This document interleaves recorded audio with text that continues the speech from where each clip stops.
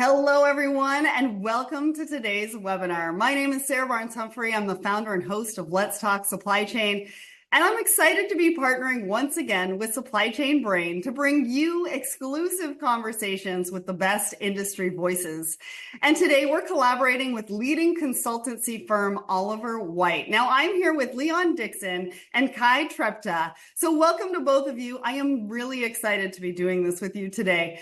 As for the audience, get your questions ready because I will be taking audience questions a little later on in the show. And of course, today we're talking about inventory governance. Now, in the ever-evolving landscape of supply chain, inventory management remains a vital focus area for businesses looking to reduce cost, optimize operations, and enhance customer experience. But with emerging trends from AI and machine learning to blockchain and sustainability transforming the face of the industry, many businesses find themselves struggling to navigate the complexities and challenges ahead of them. So how can organizations keep their costs down while still looking towards sustainable growth? How can they satisfy multiple stakeholders without having to make heavy trade-offs?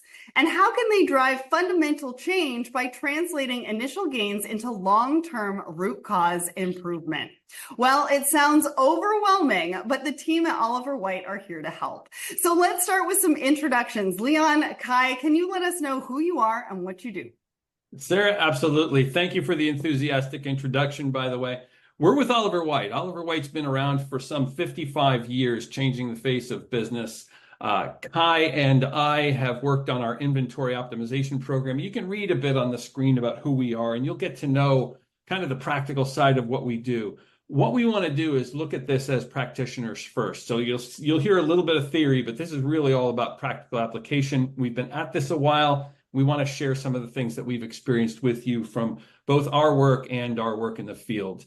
One of the things that we notice, and I'm going to dive right into it hard, is at the beginning of every month, we see a lot of clients faced with three arguing questions. These questions argue with themselves. We need our inventory down now. We need it to stay down. And we don't have any time for big projects. I know if I were to ask for a show of hands, I'd see a lot of them because we see this all the time. What do we learn from this? Really, these are three different things. One of them is recognizing inventory as a consequence, inventory as a result, as a symptom. I don't care if it's a symptom. I just need that symptom out of my way. Wow. I also need that symptom to not come back. So I recognize inventory as a target. I need to know how much I should have. But really, I just want it out of the way. And I have no time for big projects. This actually recognizes that it is a project that we're working on. So what are we faced with when we're faced with these? Because each of these lines is incomplete as an individual statement. What we really need to do is consider the cooperation, where these things intersect, where they integrate. We all know what the problem is, right? We only ever really get to, we need our inventory down now. We get that heartbeat of the business where inventory goes down at the end of the quarter, and then we spend the next X amount of weeks trying to figure it out. It's sort of like doing that big project at home. You know you should work out more. Ralph, we were talking about inventory fitness. We want our inventory to be fit. We need to work out more, but then we go do a project without working on our fitness, and we spend 6 weeks at the chiropractor's office getting it fixed. How do we learn from that activity so that we keep working out, we maintain our fitness, and we don't get ourselves messed up in this subsequent periods? Because, hey, it worked once. Well, let's take what we learned from it working once, because there's important skills involved in that crush of activity at the end of each period. If you look on the left, we'll say this in the most professional language we can. We take a disregard for trade-offs. In other words, all hands on deck, damn the torpedoes. We have massive time pressure. We know when the end of the month, the end of the quarter is, and careers are on the line. This is very important, so we have to do something. That can be taken negative, but look at the skills you've already developed in doing that. Priorities are set. You've got known timing. You've got that most powerful of gifts, a deadline. And importantly, you've got management support and alignment, and you will make a decision. That's guaranteed, because if you don't, the decision's made for you at the end of the month, the end of the quarter. What we want to do, what we need to do, is make this decision-making routine. So we don't come into this without stretching. We don't come into this with loose muscles from not having worked out. We come into this fit every quarter because it's going to happen every quarter. You'll notice an asterisk in there. We have to assume there's a certain amount of honesty, truth, and decision-making in the organization. Those are things that we won't address in this webinar, but you need to make sure are addressed as you come into this. Without honesty and truth, we don't have a lot to go on. Let's make the assumption we know what's going on. But when we know what's going on, we need to be able to describe that to the different audiences within our company. And we as an industry, we as finance, controlling, leadership, supply chain, operations, we all have different definitions for inventory. Is that a 6 or is it a 9? If I'm right, that does not necessarily mean you are wrong. Let's take a quick example. Here are, if you go and choose your favorite search engine and figure out ask for types of inventory, the main answer you get is there's 4: raw materials, WIP, finished goods, and MRO. However, you're going to get other answers further down on the page that range in numbers from 3 to 15 and can include decoupling, service, theoretical, transit, merchandising, channel fill, pipeline, excess, VMI, packaging, and etc. And by etc., what I actually mean is on 3 websites, I saw a reference to etc., which means we couldn't even define it in a website dedicated to defining inventory. Stop. I mean, for the purposes of this and for the purposes of our discussion, how about we use math? How about we use kind of a universally applicable 6 types? And we call it the 6 types. This is well understood in, say, the operations research community. I did a lot of work with a large software company that bought a smaller software company. And this is a great way that a lot of the mathematicians look at inventory. And it's just math. Each of these segments is not what inventory is on the previous page. Is it MRO? Is it, here, let's go back and look, work in process. Is it finished goods? That tells us where it is. Those are characteristics. What I want to know is why it is. And mathematically, looking at these 6 types, pipeline, cycle, safety, strategic, pre-build, and inactive, tells us why the inventory is. A couple of brief examples. Pipeline. How much demand do I have, and what's the lead time for that material to get here? Whoever owns it, that pipeline exists. The time that it's in the pipeline exists. Cycle stock. One of my favorite definitions for this is if I choose to go to the grocery store once a week, I'm bringing back a week's worth of groceries. That's just how often do I replenish and what's my demand. The trick part is safety and strategic stock because we need to drive those back to their causes mathematically. Safety and strategic may show up in the same place in your ERP system, but they have 2 very different causes. One of them is I'm looking at variability, but variability is kind of known. This is forecast error. This is apply variability.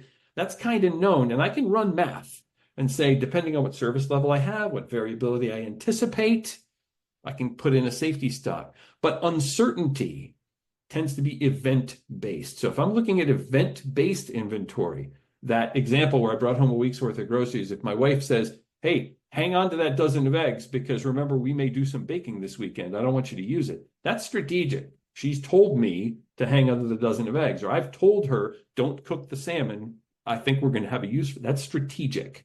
They both show up in the same place in your ERP system, though. Pre-build, inactive, those are easy. Inactive is basically leftovers. Pre-build is when I don't have capacity. I need to build it in advance. But these things and the math behind them can allow us, if we segment our inventory well, to have a handle on things, not a political handle, but a handle on why they exist mathematically. It becomes just math discussions. And we didn't just do this in theory. We've actually done this both in practice with our clients, as well as looking at this through what may be very familiar to you as the beer game, to illustrate how these decisions play out in both simulation and real life. Kai, can you walk us through some of this?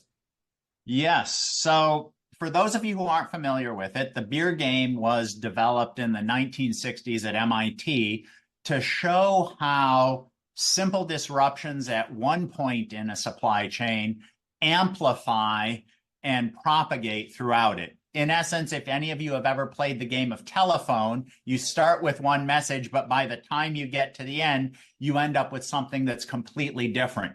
The beer game is the quintessential element that lets you understand how a small variation at a retailer can change into mountains of inactive inventory at a manufacturer or at a DC. So what did we do? Well, we have in essence gone through, whoops. Leon, can you, I don't seem to be able to change the slide. Yeah, click on it and then hit down. I think you'll get there. There we go. Thank you. In essence, when we think of the typical beer game, what we see are inventory. And we see inventory, and we see inventory represented by the gray bars, and we see inventory over time. And this is how most organizations look at and think about their inventory. We have inventory. We may have it broken out by SKU. We may have it broken out by location. And then we look at how is that inventory being consumed?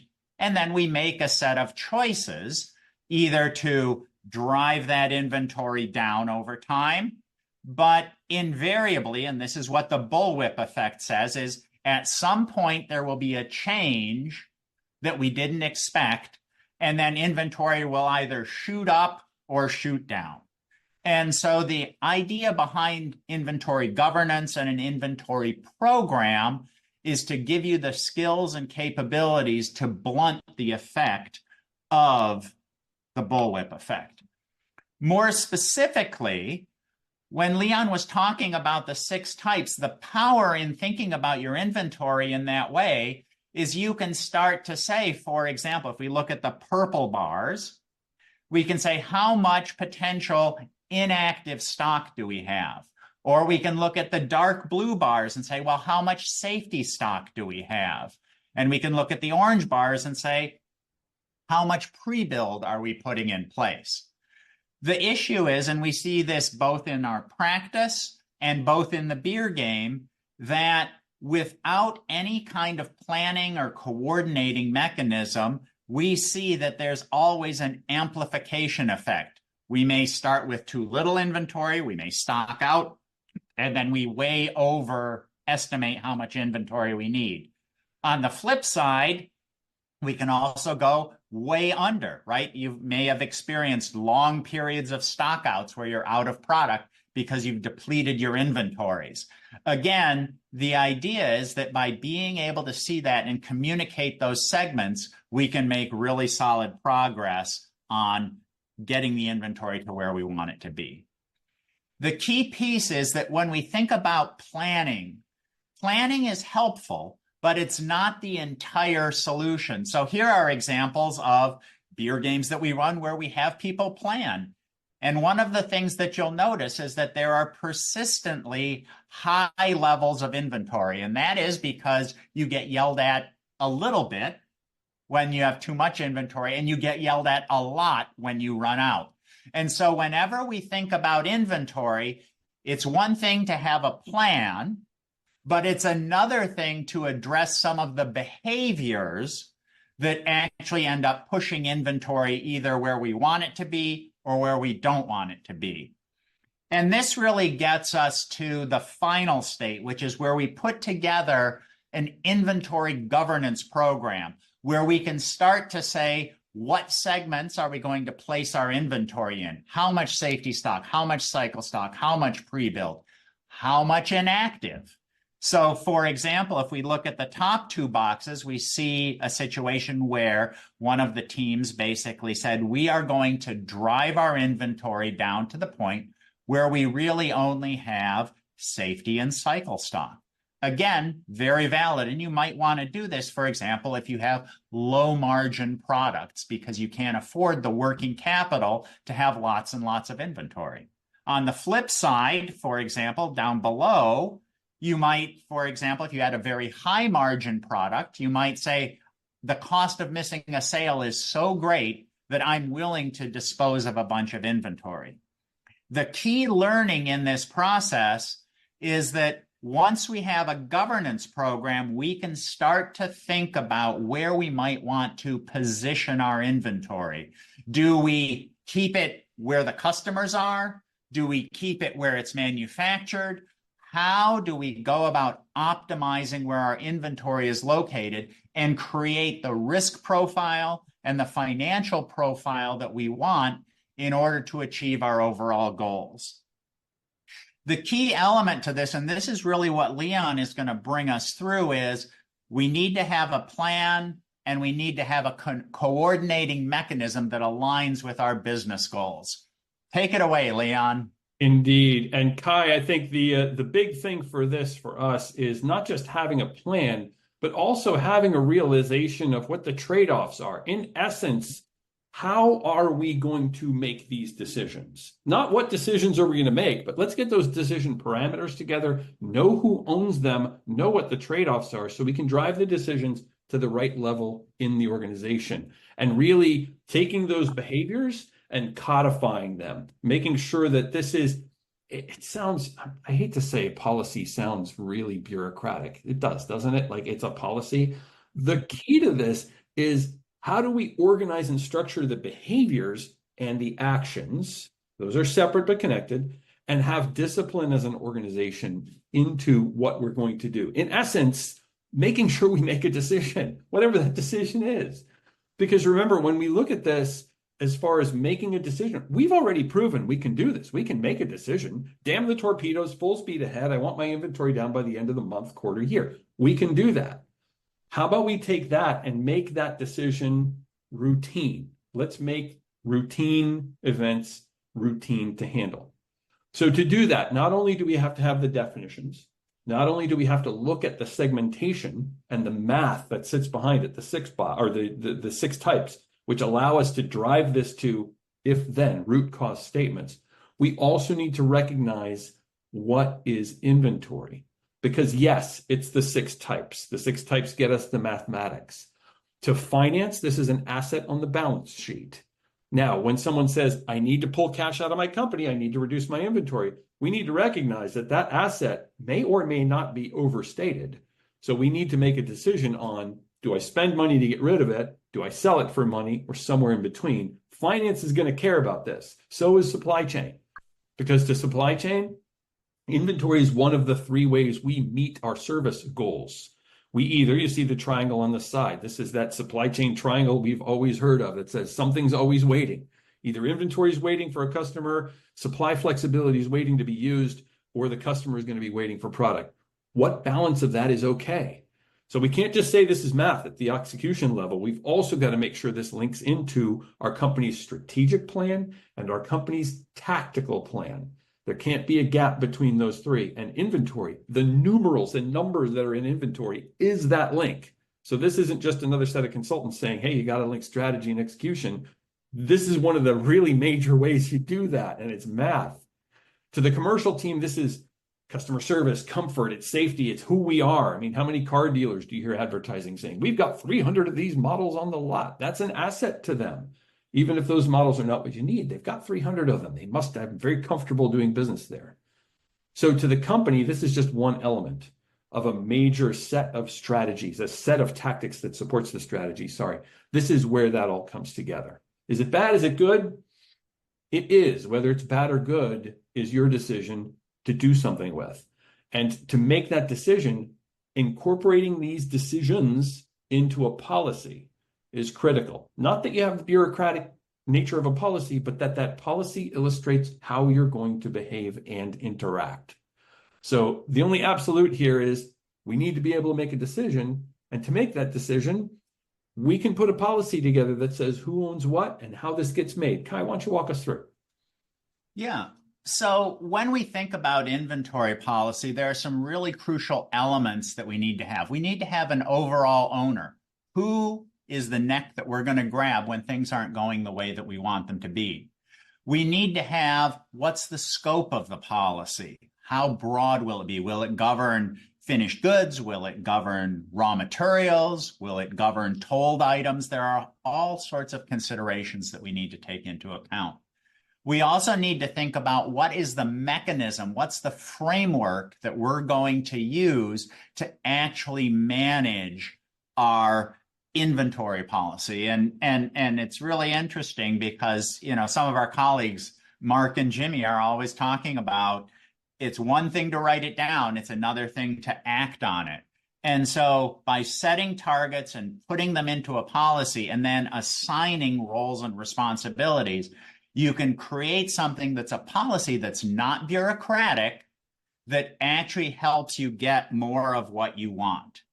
And so the policy sets out what are the rules of the road, what are the ways that we're going to engage and behave as we start thinking about inventory.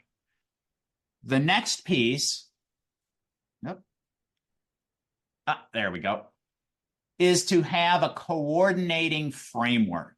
One of the most popular frameworks is a framework that thinks about two axes. One is volume, how much product are we moving? And then the other is how much variability is there? Is it lots and lots of jumping around, or is it flat as a board? Those characteristics have a big determination on the strategy and tactics that we'll use to manage our inventory. For example, if we have something in the upper left corner, for example, that's very low volume, very high variability, well, we may not want to have a lot of inventory for those products. So for example, we might make those purchase to order products, meaning we do not buy any raw materials, we don't build any subassemblies, we don't start any chemical reactions until we have an order in hand. And why do we do that? Because it lets us deploy our capital in the most effective way. Versus, for example, down in the lower right-hand corner where we have extremely high volume and very low variability. For example, there, we likely want to keep some amount of stock on hand.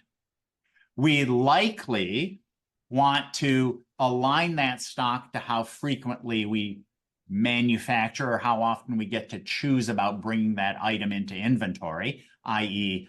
cycle stock.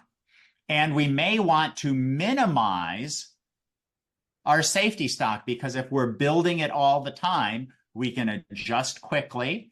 And if the demand is very stable, we don't need to have a lot of just in case inventory. Again, what we're doing is we're setting ourselves up for success. So we deploy our capital to meet our customers' needs and also meet our financial obligations. The key piece in the policy is saying the 9 box is going to govern how we make this assessment, how we set our service levels, all of those sorts of things. And then the tactics get implemented in the 9 box. What are we going to do? And again, as Leon pointed out earlier, this is how we make the routine routine. We ask the question, what box are we in?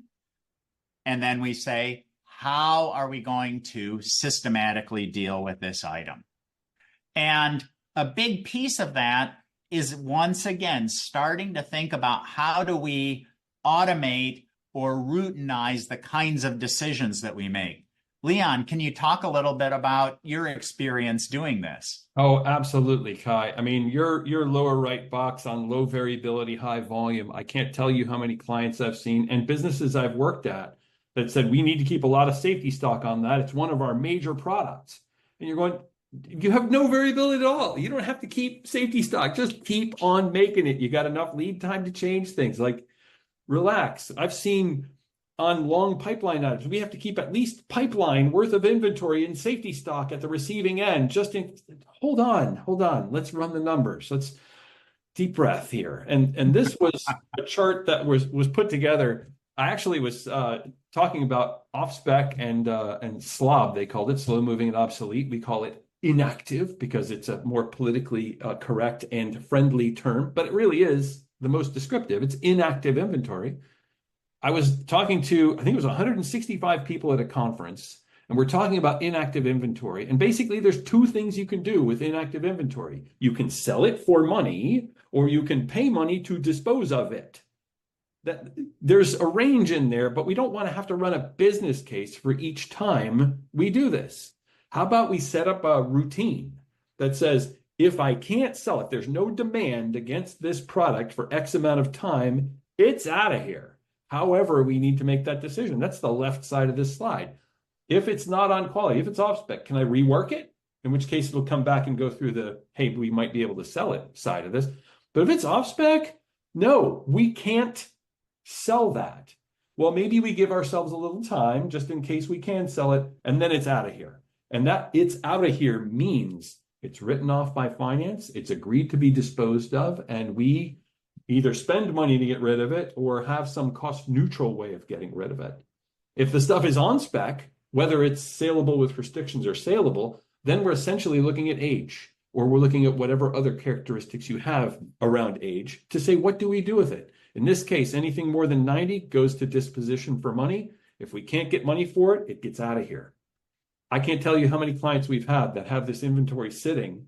We already wrote it off and we're still trying to sell it. It's taking up head space and it's taking up warehouse space. And you're punishing yourself twice by not making a decision. By not making a decision, you're going to talk about it in the next meeting, which is going to grind your brain to dust. And it's going to still sit there chewing up capital, whether it's on the books or not, as far as storage costs, damage, and liability. So if there's one thing I can say about making a decision, make a decision. Get to the decision, because that's the only way action happens in this whole thing. Others have asked, how do I make sure that my organization's engaged in this? And that's where metrics come into place. Call them KPIs, call them metrics, call them measures, whatever you want. They are by definition backward looking. So be careful. When we're planning, we also would like to look at the projections of these metrics to say, if we're going to make a decision, we'd like to see what's going to happen. But in either case, these are some of the best practice metrics to take a look at around inventory. There are inventory-only metrics. And for this, I'll refer back to the supply chain triangle. You can measure inventory in absolutes, but that's one point. You can draw any number of lines through a single point in inventory, and this is your end of month, end of quarter discussion. Hey, I brought my inventory down. Great, we just angered every customer we own. Well, that's fine because our working capital looks good. Okay, how about we do that without angering the customer? So we need to measure that which angers the customer. Expedites angers us, so let's measure that. We didn't anger the customer, but we expedited everything. That's going to show up on our financial statements.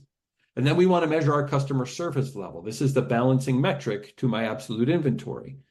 If you really want to get a little more sophisticated, you can say, how much of that did I deliver the way I wanted to? In other words, shipped out of inventory. How much of that was expedited and how much of that was delayed? Now, that's great for measuring inventory only, but really what we want to look at isn't just the asset, but also the velocity.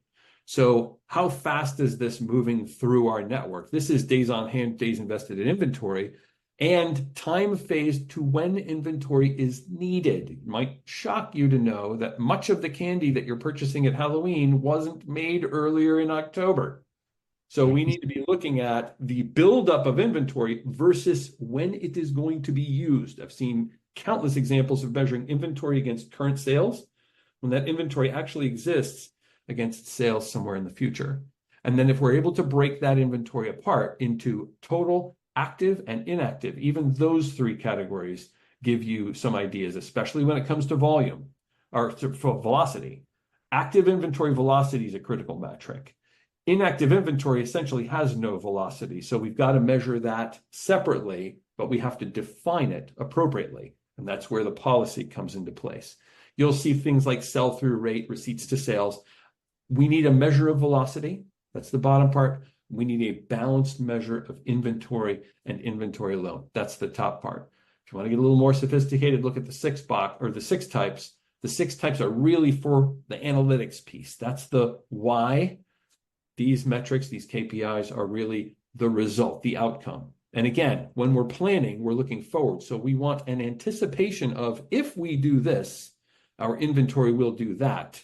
So make sure these are also projected forward. If we do this, if we can get these KPIs in place and have the management attention to pull a policy together, there's a certain graphic we show as to what our organization looks like. So Kai, you explain this better than I do.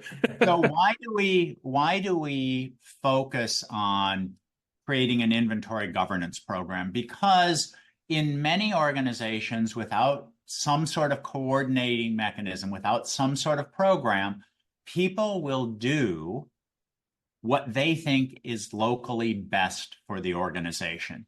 And you end up with people working at cross purposes inadvertently. By setting up, for example, the 6 types or setting inventory targets that are published, we get people focusing on the issue. By creating inventory governance, we get everybody moving in the same direction.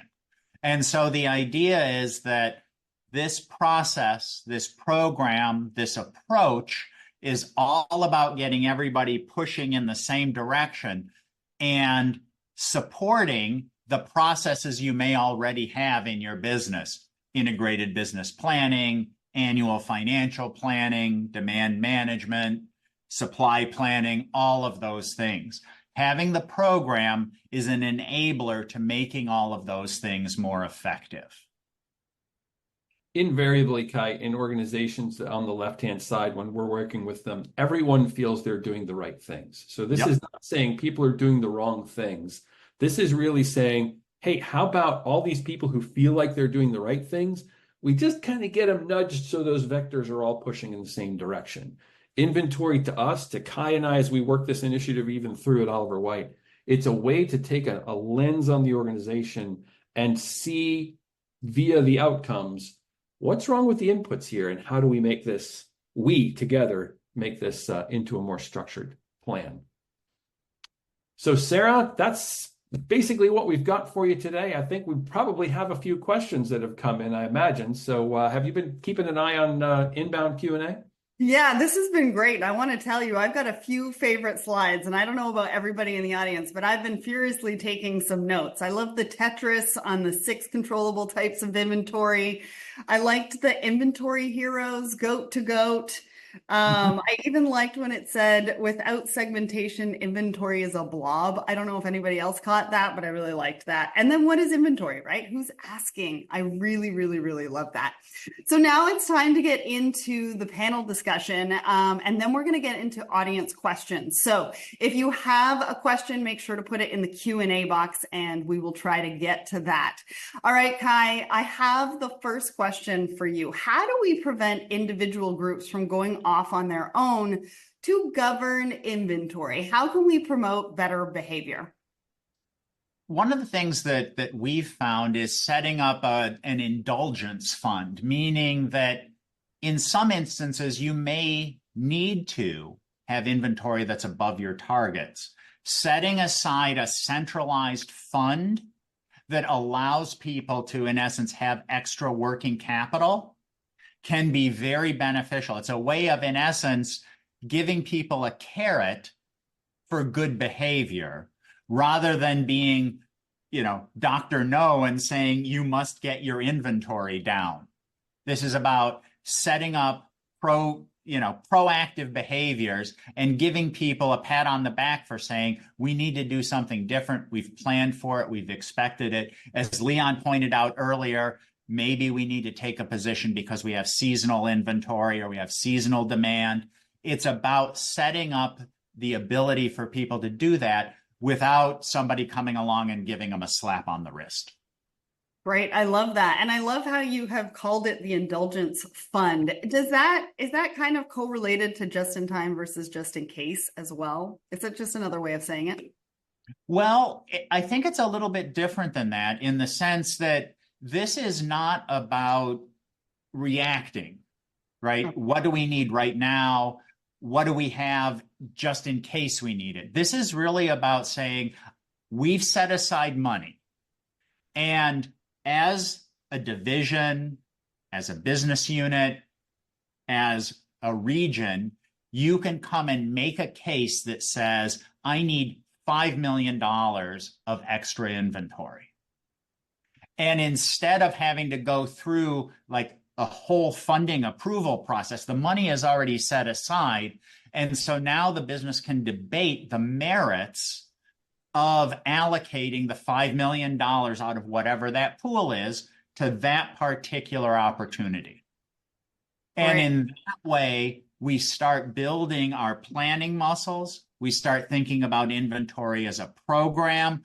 We start thinking about it as an investment, and we get people thinking about what actions are we going to take when we want to do something different. We're being proactive rather than reactive. Perfect. Thank you for that. Now, Leon, how do I maintain appropriate leadership attention once the problem is solved? Ooh, yeah. I've found jumping up and down and waving your hands to not be a great technique. Also found out that inappropriate KPIs that are surprising them in meetings, not a good idea. But KPIs, really having the right measure here and making sure it's on leadership's dashboard. And by having the right measure, I mean some balanced approach to what it's really costing us to serve the customer. Are we serving it through excessive expedite? Or are we taking it out of inventory? Is the customer service level where it needs to be? Those measures, when taken in a balanced way and visible on leadership's dashboard, so that whatever your monthly leadership team meeting is, if you're running IBP, that would be the management business review, it's visible there. It's visible also in the supporting reviews by your supply team. So they know, are we rushing our production or our flexibility, or are we taking this out of inventory? That gives them an idea how they need to act. So those two places would be critical. I guess if you have to, you can jump up and down and shout, but that tends to be career limiting. So implementing this policy with leadership's approval and guidance and showing the value of an inventory policy, then having them as a part of that have the KPIs on their dashboard, that's huge. But you need that leadership support to get this started anyway. So as long as you have their attention, ask them if they want to run their business a little more smoothly. Well, the jumping up and down only helps if you're in the same place, right? You might be in two different buildings or two different offices. I mean, it might not work so well. Yes, indeed. All right, Kai. How do we prevent ourselves from cutting too deeply? Well, this really goes back to the analytics. And it really is about thinking about the 9 box, which is what are the strategy and tactics that we're going to use to manage our inventory? And then thinking about the segments. How much do we need to have? How much cycle stock? How much safety stock do we need? And using mathematical models to drive that so that you have an objective sense of what you need. And then layering on top of that, in essence, let's call them corporate realities. So for example, we've seen people where they make a conscious choice to say, we are going to incur expedite fees because we don't want to have inventory, right? And again, it's about making those consistent trade-offs, and the combination of the 9 box model and the 6 types of inventory run through with solid analytics can really get you there, because you'll understand what's required to run the business, and then you can decide if you want to increase that or decrease that so that you understand the risk that you're taking based on the choices that you're making. Yeah, and there was a lot in that slide for that 9 box, and I think everybody's going to get a copy of the presentation, so definitely go and take a look at those. Now, Leon, if I'm getting pushback from our organization that we already know what we're doing in inventory, how do I get around that? I mean, this has got to be happening for a lot of leadership out there in a variety of different areas, including inventory. So talk to us about how you can get that buy-in and get around that. Yeah, I'll tell you first, I'm going to tell you what not to do. Don't say, hey, how's that working for you? Because that tends to get pushback. But that's kind of the implication that says if you're looking at this, you have inventory problems. That means your organization, loaded with professionals where everybody is really, really trying to do their best, is misaligned, and you're not getting the results you need. So the real question isn't, hey, we already know what we're doing inventory. Because if you're asking the question and you have inventory out of control, maybe you've asked the question in the wrong way. What it comes down to is making sure a policy type activity, whether it's written as a policy or whether it's an agreed upon set of behaviors, is led by leadership, management, to understand what's going on, and then to address the procedures and the work instructions that sit below that policy. So the policy is going to tell you kind of how we're going to behave, procedures, what we're going to do, work instructions, how we're going to do it. Having that put in place is important. I think implementing that in the short term might mean implementing it in a small group of the company and testing what the results are, and then expanding that throughout. So if you have a part of the organization that seems particularly out of control, then run the segmentation, run the 6 types, and start tracing back to that root cause, and then allow the results to speak for themselves. So getting that locked in place, even if it's just a small segment, is kind of critical. Well, and also knowing who to go to, who's going to make the decision for what. I really like your presentation as well. I mean, that's super important. Sometimes we don't necessarily know who to go to answer a particular question. And knowing that, I think, is half the battle. All right. So we are going to get to, did you want to just jump in there, Leon? Yeah, let me add one thing to that. There's a shameless plug for a white paper. I did a white paper a few years ago with Coco Crump on who owns inventory. And what it comes down to is who owns the disconnect that related to inventory. Ultimately, it's all owned by senior leadership, because unwanted inventory is a disconnect somewhere in the organization. But we can get, like, there's a whole white paper on this we're not going to get into right now, but it's a matter of who owns the disconnect. And part of a good policy is a RACI that illustrates roles and accountabilities and responsibilities within the organization. Absolutely. All right. We are going to get to audience questions now. And I have one that came in. In decision making, what is the best decision to make between offloading stocks to poorly paying customers versus keeping stocks to expiry? Oh, each of these offloading stocks questions is a tough one. Offloading stocks to poorly paying customers is almost always preferable to keeping them to expiry, because you're going to end up throwing them away, and generally that costs money. However, oftentimes you're going to need to run a couple of numbers to make sure that all makes sense. If you give them to a client and they never pay you for them, is that better than throwing them away? Sometimes it is. And this is, again, where we want to pre-make some of these decisions. What's the parameter around the decision, and what's the business case around it? Who wins? And I would assume that sustainability would come into play at some point. Oh, absolutely. It's the total cost that has to be looked at there. I mean, if you're storing I came out of the chemical industry. So if you're storing hazmat for a long time, it's pretty high total cost to that. And sometimes that stuff tends to, I'll say, go off. Right. Yeah. All right. We've got another audience question here. How do you integrate customer service rules into the service levels for inventory? Who should own this process? That's an interesting one around the 9 box, Kai, because I think that 9 box looks at a lot of this, but oftentimes, and I saw this in pharma, your customer service rules are supply it all the time, supply it all the time, supply it all the time. And how many times have we done customer segmentations where they said, we want you to have A, B, and C customers. So we quickly reclassify all of our C's into A's and B's, never having lost one. And then we're told, as I was, well, we have A's and B's. Great. What are we going to do about the platinum customers? Guys, if we have segmentation rules and they're factored in, then it becomes a part of your safety stock calculation. How much should I have against variability? What's our strategic purpose for this customer? So it shows up in your service level when you're talking about, in essence, safety stock, and then it calculates into your total inventory level from there. Yeah, and actually building on that, in many instances, what we'll do is we'll actually engage the commercial organization.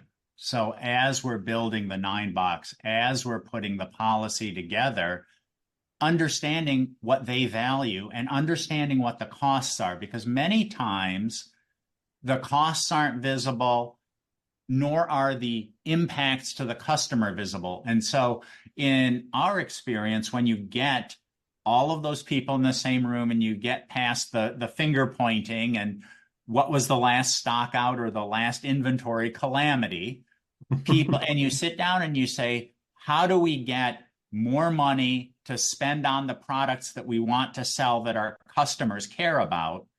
You end up with the ability to get everybody on the same page. And so bringing the commercial organization in as those elements are being developed is really critical, because no salesperson wants to sell a product in a way that's going to put the company out of business, right? That doesn't make any sense. They want to do it in a reasonable way that everybody wins. By the same token, supply chain doesn't want to have so little inventory that, no customer can ever get anything.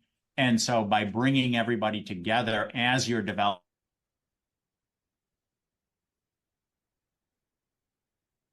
there he is. Gets everybody bought into the process. We lost you for just a second, Kai, but I think we got most of that. One of the notes that was from your presentation is that collaboration is key, and that's what you were just talking about. And I usually have a sign behind me that says collaboration is the future of business. So we're definitely talking about the same things. But we have a question about the beer game, because you mentioned the beer game as a part of your presentation. And I think all of this works great in the beer game. Isn't this just theoretical, though? What about in real life? Do you have any examples of that? Yes. So we've actually, we just finished a project where we helped a company take $100 million out of $400 million worth of inventory by implementing a policy, by implementing procedures, by auditing the parameters within their ERP system that drive the recommended orders, and then by putting a planning process in place. And so they were able to not just drive the inventory down, but also then keep it down and keep it aligned to the overall business. And I know, Leon, you've done the same thing as well in other instances. For sure. Yeah, it's basically the real life version of the beer game is most of the clients we've had. And instead of talking about this in the simple, boyish, girlish play terms of the beer game, we're talking about it in more professional language, but it's the same decisions that get made at their core. I don't want to make it sound simple. It's simple from a mathematical perspective, but it can be fairly straightforward, but complex to work in. Yeah. And just sort of a funny aside, when we were actually developing our Beyond the Beer game, we played it with our colleagues, all of whom know exactly how the beer game works. And pretty much to a person, every time we played it, somebody would stop and say, "What are you doing?" And so the issue is that part of the reason the beer game works is that it induces the result every single time. And when you look at businesses, you can actually see the result every single time. And so it's been around forever. It generates consistent results. And then what we've discovered in our segmentation work is that the tools to actually bring things back under control work both in the beer game and in industry. I'm sure you had a few people pulling their hair out during the game. I had long hair before Kai started us playing the beer game. It's funny. We were trying to back engineer what's Kai doing with this demand stream? What's going on here? And every single time, and we facilitated the game ourselves, and it still trips us up. That's so funny. Once you have that order in there, and the policy, the structure makes all the difference in the world. It almost makes the game boring. And we'd actually prefer to have a boring business because our customers bring us enough excitement. So, hey, how about I get myself something I can count on inside these four walls? Kind of true, especially after the last couple of years and all the disruption happening in supply chain. Now, another question that we have, you talk about 6 types of inventory. Are the 6 types universally applicable, Leon? Yes. I'll elaborate. We have yet to find a situation that is not enhanced by looking at things mathematically via the 6 types model. Does it fit everything? Probably not exactly, but all models are wrong. Some are useful. I did see a question in the chat about, for example, the difference between safety stock and strategic stock. And it's a little complex to go into. One of those is based on variability, the other based on anticipated events. But taking a look at the world in that lens allows us to coordinate our thinking, to put it into boxes and say, okay, in this box, I'm going to do this. In this box, I'm going to do that. And it just striates that thinking so that we can think about it, in math rather than in the universal symbol of supply chain. It's their fault. Right. Now, Kai, if somebody's not good at following policy, this is another question. How do we build the muscle without becoming the sales prevention department or Dr. No? I think one of the big things is talking about the size of the prize. So actually, Leon and I right now are working on a proposal. And where did we start to get management attention was how much is the inventory worth? How much cash are we going to free up? More importantly, having people go through and actually say, yes, we agree that that's the cash that's going to be freed up. And so I think once people understand what you're playing for, and then you explain the tactics of how you're going to win, how are you going to win the inventory game? Now you can really get everybody moving in the same direction because we have a goal, we know what we're going to achieve, we have a set of strategies and tactics for getting after it. But more importantly, once we get there, we have a program that's going to keep the problem from reemerging, which means that we're starting to clear our head. Again, going back to what Leon said, when you have off-spec product, letting it sit around, hoping it's going to do something, it's a continuous mental drain. By following these approaches, you can really take a lot of the cognitive load out of your business and just fundamentally improve your life. Well, and I like the fact that we're talking about gamifying. You know, I think it makes it more fun for everybody. Well, now we're out of time, but I have one last question for each of you. If you were to do one thing when leaving this webinar, what would you do? Kai first, then Leon. If it were me, I would start with the 9-box and the 6 types segmentation. And what that'll give you is that will give you the size of the prize and where you can take action. And that's the foundation for really getting management attention to start getting after an inventory problem. Yeah, and I'd build on that, Kai. I full agree, and I think you tagged it right at the end. The important piece to me is once you've done, because countless people have talked about segmentation, right? You do the 9-box with customer segmentation and everything else. You do the 6 types to determine the why. I'll ask you the one question that I got when I went to confession, and Father said, well, that's sad. What's next? So what's next? Understand the behaviors, make decisions.